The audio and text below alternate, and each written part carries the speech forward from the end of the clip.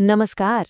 क्या कभी सोचा है कि जो पुराना दर्द मतलब क्रॉनिक पेन जो जाता ही नहीं, उसका कनेक्शन आपकी खाने की थाली से हो सकता है?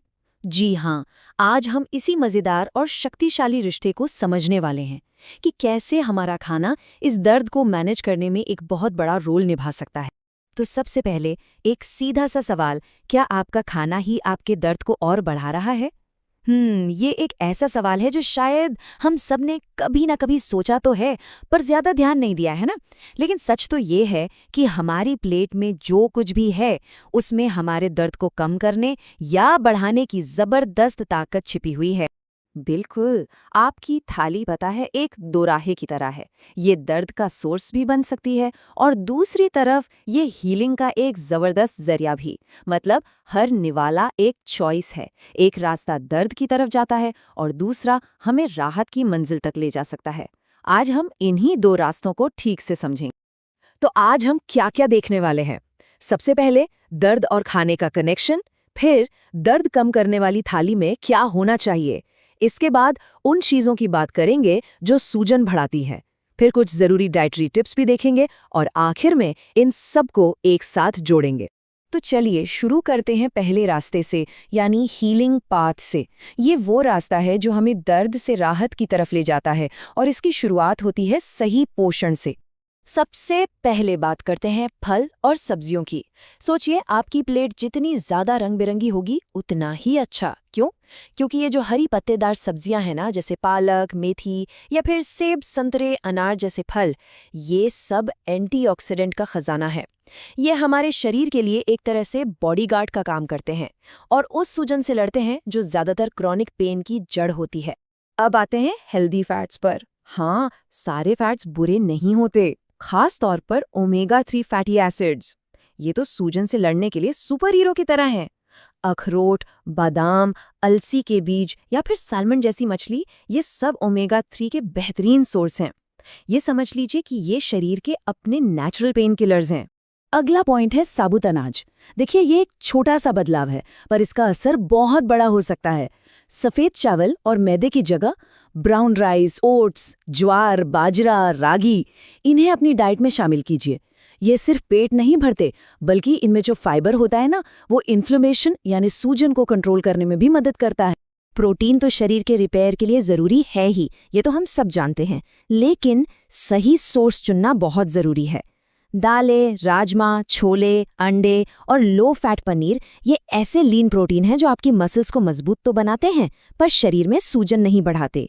तो प्रोटीन चाहिए, पर सही वाला। और पता है, सबसे असरदार चीजें तो अक्सर हमारी अपनी किचन में ही होती हैं। हल्दी और अदरक के बारे में तो सुना ही होगा। ये मसाले किसी नेचुरल एंटी इन्फ्लेमेटरी दवा से कम नहीं है। और हाँ, पानी को कभी हल्के में मत लेना। शरीर को डिटॉक्स करने और जोड़ों को लुब्रिकेशन देने के लिए दिन भर पानी पीते रहना बेहद जरूरी है। तो ये तो हुई अच्छी चीजों की बात।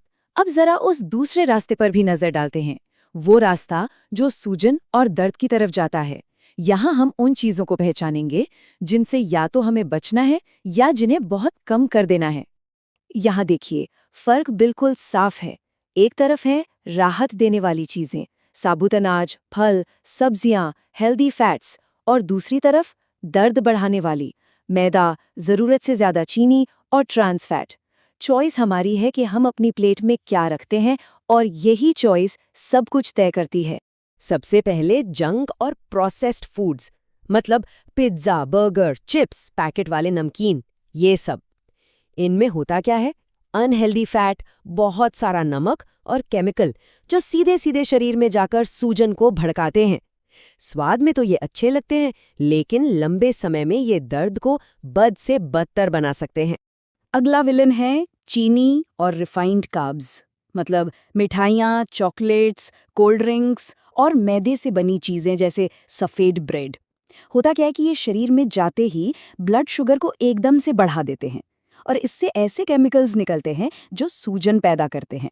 तो मीठे से थोड़ी दूरी बनाना दर्द को मैनेज करने में एक बहुत बड़ा कदम साबित हो सकता है। और फिर आते हैं अनहेल्दी फैट्स, बहुत ज़्यादा नमक और दूसरी चीज़ें जैसे तली हुई चीज़ें, वनस्पति घी या मार्जरीन जिसमें ट्रांस फैट होता है। ये सब इन्फ्लेमेशन के सबसे बड़े कारण हैं। और हाँ, शराब और स्मोकिंग भी ये शरीर की सूजन से लड़ने की ताकत को ही कम कर देते हैं, जिससे दर्द और भी ज्यादा महसूस होता है।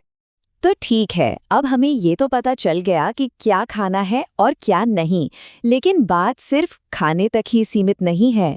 चलिए अब कुछ ऐसी आदतों पर फोकस करते हैं जो इस सफर में हमारी मदद करेंगी। ये 4 बहुत ही सिंपल लेकिन असरदार टिप्स हैं। पहला, हमेशा ताज़ा और गर्म खाना खाएं।